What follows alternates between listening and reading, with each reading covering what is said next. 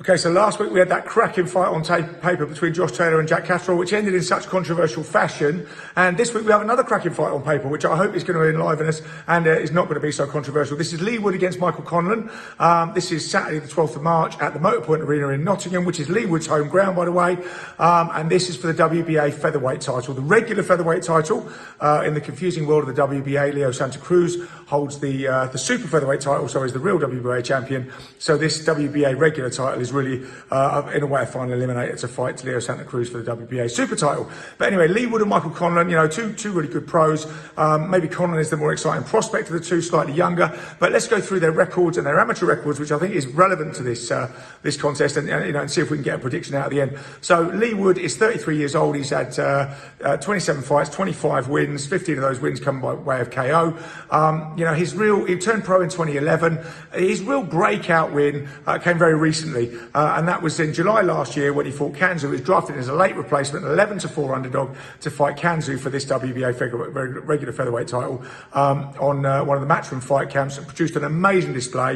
You know, recently transferred to Ben Davidson. Under Ben Davidson, he really seems to have really blossomed, produced an amazing display against Kanzu to force a TKO stoppage, dominated the fight and forced a TKO stoppage in the 12th. So his stock, you know, is riding really high. Michael Conlan he's had 16 fights, 8 KOs and won them all. So an absolute amateur star, you know, really seen as someone who's going to do big things in the sport, you know, and coming through. And so now, you know, he's got his shot. I mean, like I say, he's a Matchroom fighter. This is a Matchroom show, even though it's in Wood's home backyard. You know, and Conlan is coming in. He's the bookie's favourite, you know, he's coming in as the favourite. But if we also look down at the rankings, I mean, if you look at the BoxRec rankings, Wood, for example, is ranked at number 6, Conlan is ranked at number 19, just because, you know, Conlan has that, you know, what we think he has that potential, but he hasn't really realised that potential. So this is really a coming out party for Conlan, really. You know, can he step up to Wood's level and do it? And the reason we say, you know, we think about him so highly, and that he's going to be maybe able to do this in this big jump, is because of his amateur background. Now, Michael Conlan, you know, boxed for Ireland and was ranked number 1 in the world at his weight. He won bronze in the 2012 Olympics. He won 2015 world gold. He in the 2016 Olympics, you may remember in Rio, he lost in the quarterfinals to the Russian. Was absolutely disgusted with the decision, which was outrageous. You know, famously flipped the finger to the judges and gave a rant to the TV cameras about the corruption in amateur boxing, and that he was fed up with it and he was walking away and turning pro.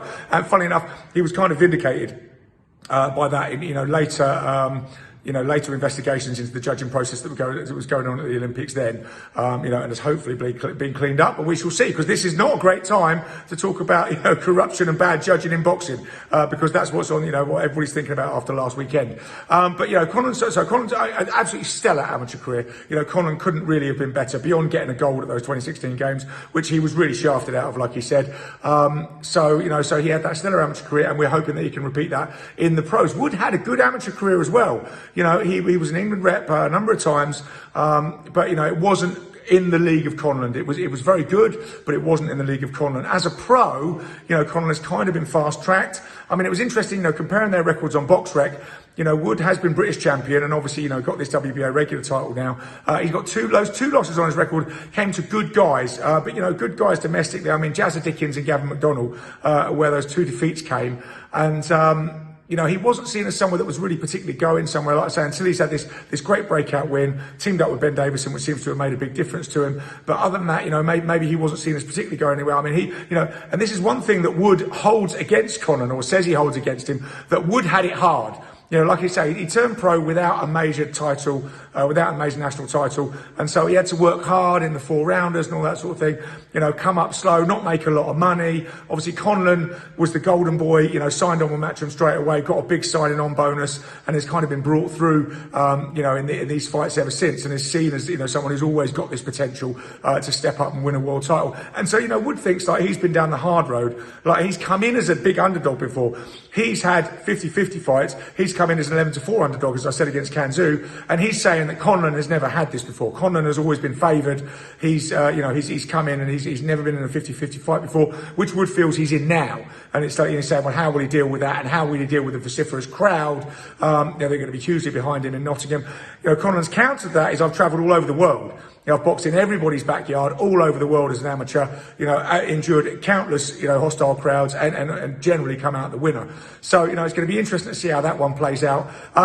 Looking on Wood's record though, one of the interesting things you'll see is out of those 27 fights, 14 of those fighters had losing records.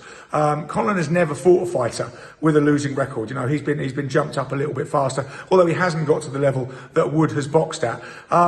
So really, looking at this, like I say, another interesting subplot to this is the trainers, because like I say, since Wood went over to Ben Davidson, quite recently in his career, he has blossomed. He has had that breakout victory against Kanzu, and Conlan has been with Adam Booth throughout his pro career and is doing very well. So obviously, there seems to be a little bit more underlying this trainer thing since Davidson's comments, which he explained very well, I must say. Although we talked about him before, that other English trainers are lazy. He did contextualise those very well in subsequent interviews, but people take that out of context. But it is going to be interesting seeing now he's coming in really as the underdog with the underdog fighter, how he gets on.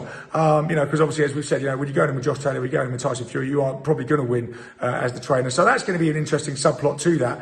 How Booth is going to plot against Davidson to win this. But they both, I do think it's going to be an exciting fight.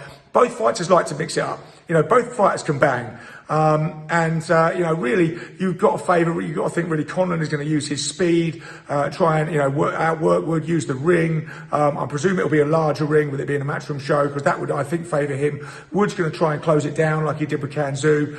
He's a strong, heavy hitting guy. So, but if we look at the bookies odds, Wood is 7-5, and Conlan is 8-15, and the draw is 20-1. So everybody is kind of seeing this, making Wood the underdog and seeing Conlan as the guy that comes through. But I've got to say, Conlan hasn't stepped up yet. It's whether he can step up, whether he can replicate what he's done in the amateurs in the pros. The feeling is that he probably can, and that his style is suited to that type of thing. But Wood is a tough guy, and as he says, he'd come up the hard way. He's never really had the breaks until he got that one shot at it against Kanzu, and my God, he grabbed that with both hands. Also, against Ben Davidson, don't forget, these guys are going to be coming to win. There's going to be a vociferous support at that Nottingham Arena for Leigh Wood. With thinking back to the great, Carl Froch fight in there, and there's been some great boxing nights there, and the crowd do have a big influence on that. So, and I think Wood is focused on beating Conlan, and really proving that he can do it, and seeing as someone he's fighting someone he sees as all has golden spoon in his mouth. My personal take is I think Conlan is the real deal. I think he's going to do this. I think he's going to put on a bit of a masterclass. I don't think he's going to stop Wood, but I think he's going to win on points. In a way, Conlan, having been shafted by the judges in 2016, even said last week, I'm almost glad that there was such a judging controversy last week, because all eyes will be on the judges this week to make sure they score that fight correctly. And I think Conlan is going to move, is going to outbox. Well, I think Wood's going to have his moments, but I think this is going to be Conlan's fight. I predict him to win on a unanimous decision. I just think I'd like to believe in Wood's fairy tale continues, but I'm going for this one with Conlan. But I think it's going to be a good fight, and I think it's going to be a fairly close fight. I just think the class of Conlan is going to tell, particularly in the later rounds. So that's my prediction, but it's another great fight. And, in a way, it's a shame to go into a fight like this thinking, I just hope the judges get it right. But, this has got to be sorted out in boxing. And I'm sure this week they will, because all eyes will be on them to see that. So, a great fight in Nottingham. Really looking forward to the weekend. Let's see it.